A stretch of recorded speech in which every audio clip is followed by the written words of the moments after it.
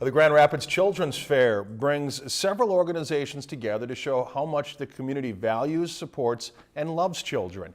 Intern Maggie Stivers has more in this week's Community Spotlight.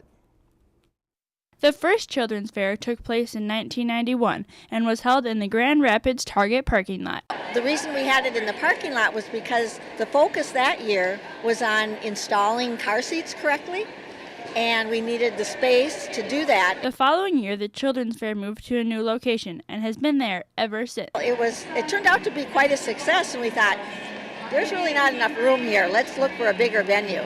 So then the following year is when we had it here at the IRA Civic Center. 70 different organizations were represented at this year's Children's Fair. For example, police department, fire department, sheriff's department, and then we have all of the nonprofits, all of the organizations and agencies that serve children and families. Each year, the Children's Fair has a theme. This year is being literacy. Project Read, they have a big, huge booth because they collect books each year, and this year they collected over 5,000 books. They can come and pick out 2 free books to bring home. Each of the organizations strives to weave in the theme into their booth.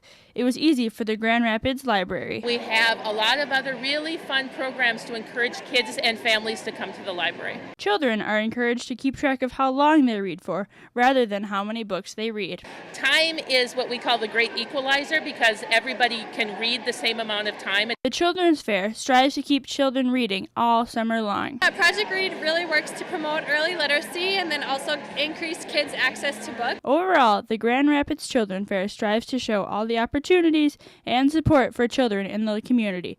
For this week's Community Spotlight, intern Maggie Stivers, Lakeland News. More than 3,000 children and parents attended the Children's Fair this year. That was our intern Maggie Stivers' final story of the spring semester, so we thank her for all her work this last semester. If you've enjoyed this segment of Lakeland News, please consider making a tax-deductible contribution to Lakeland Public Television.